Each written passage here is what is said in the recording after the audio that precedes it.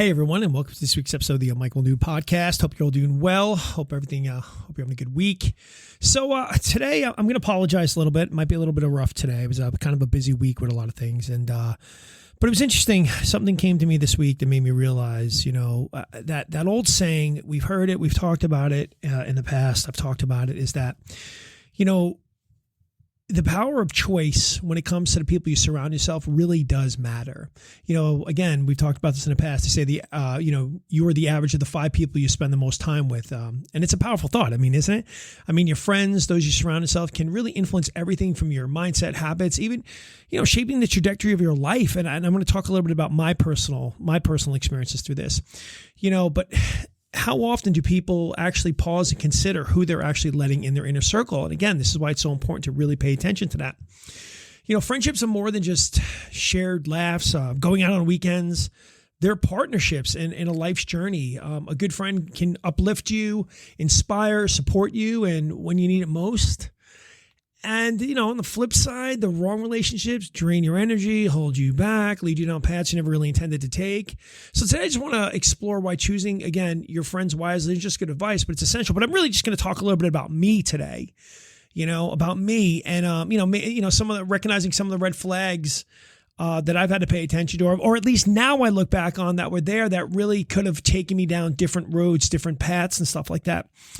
So that's what we're going to do today. We're going to make this one really quick, like I said, but like I promise, every week I'm here for you. I appreciate everybody listening, everybody tuning in for my podcast. I really appreciate it. So today, anyway, we're going to dive into, how the company you keep might just be the most important decision you ever make.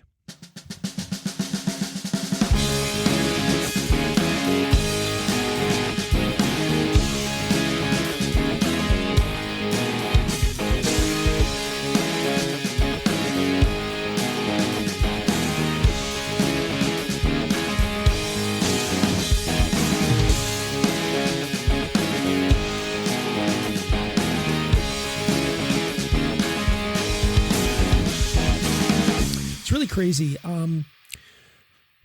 I grew up in a very middle-class town at the time, a very, very middle-class town, working parents, everybody's parents is working. I don't think any of my friends are really, really well-to-do. Maybe some kid got bigger Christmas presents than the other, but I didn't live in, it was kind of just a very working class, very blue-collar town.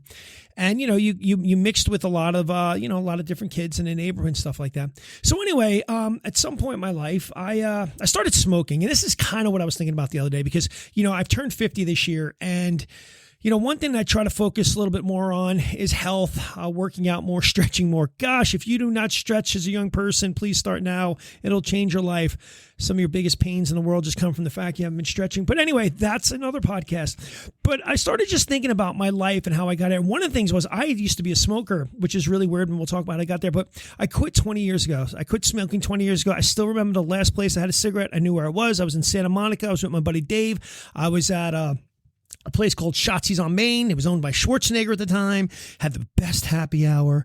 I'm not blaming that place had a great happy, but I still remember that's the last place I had my last cigarette, but it took me numerous times to actually quit smoking before I was actually able to do it.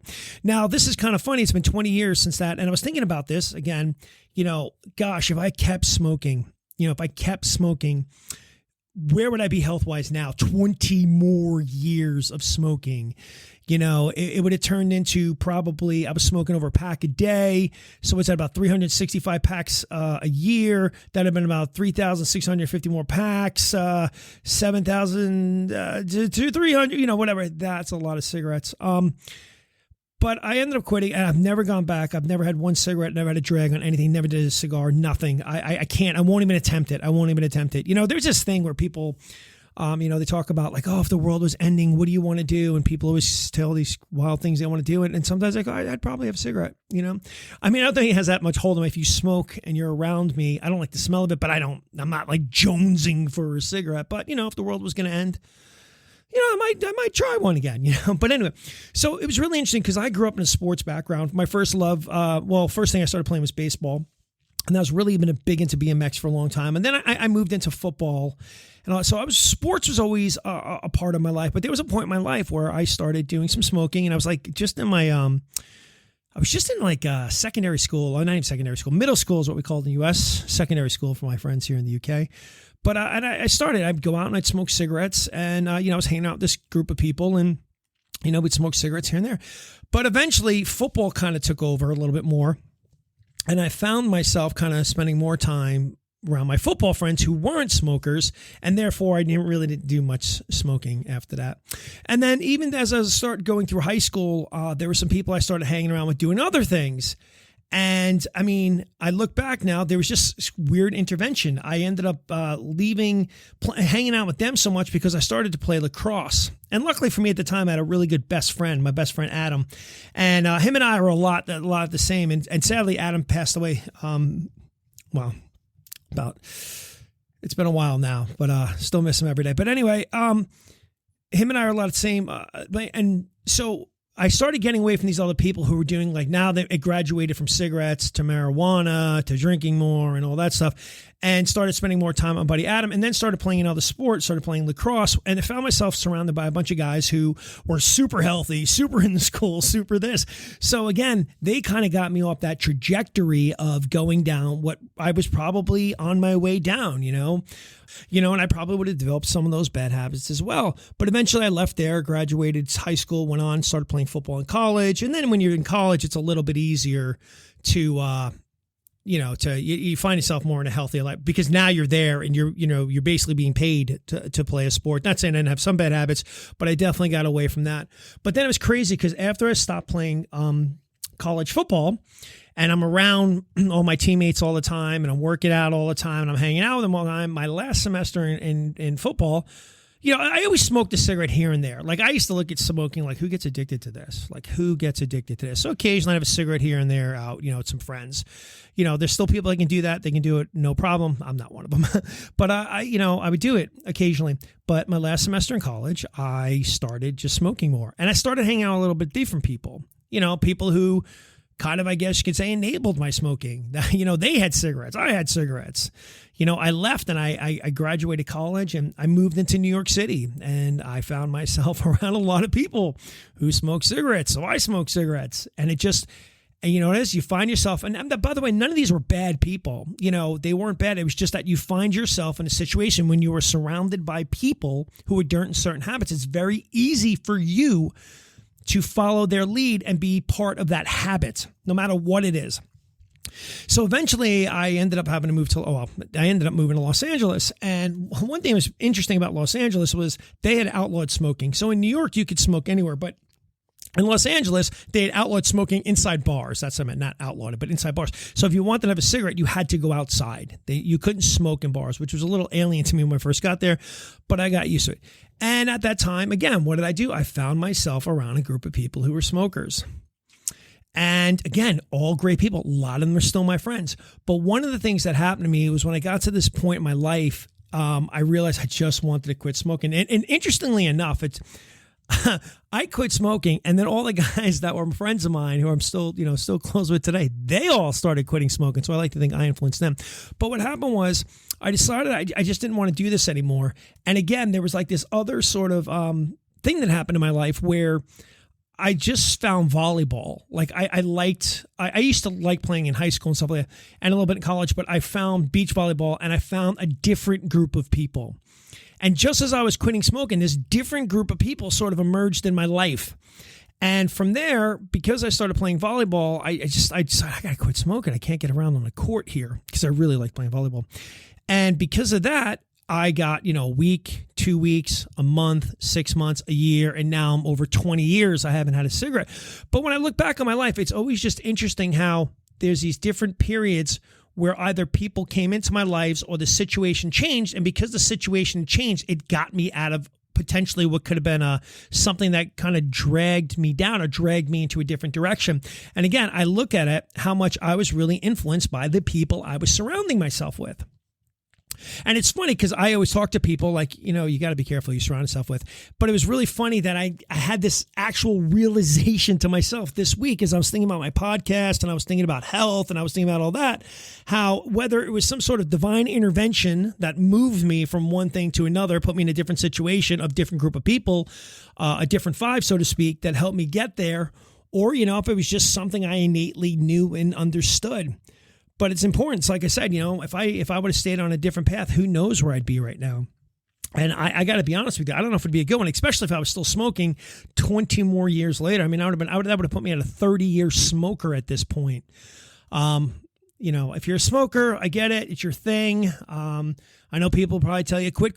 You probably should quit, but you'll quit at your own time. I always hated when I was a smoker. People would say, you got to quit. Well, yeah, quit at your own time. Though I used to laugh when people tell me they're going to quit smoking and they say, oh, I'm not ready to, I'll quit when the moment's right. Well, guess what? When you quit smoking, that is the worst day ever. And it's going to be a lot of bad days. So there's never a good day to do it. But anyway, I know I'm kind of all over the place. It's not as structured this week. And I apologize, but I really hope I can hammer home the fact that if you're looking at your life right now and you don't feel like you're being powered or empowered or feel like you're moving ahead in life, you might just want to start paying attention who you're surrounding yourself with. And again, it's not that everybody's bad. I'm not saying, oh, you got to break away from these bad people, because a lot of the people in my past, they weren't bad people. But I just know that I was just being influenced in a way that I just didn't want to be. And now I try to surround myself. Now I don't deliberately go out and go, I got to surround myself with that person, and that person. But I'm very mindful of whose company I do keep, because I know how much that can affect you. I know how much it can enable you if you have bad habits, but I also know how much it can inspire you to reach new levels if you're around people like that. So I guess what you could take from this today, a very long-winded approach to this podcast. And again, I'm sorry for being very unstructured today, but I think you just take for it, again, look at your life. Are you living the life you want to be living?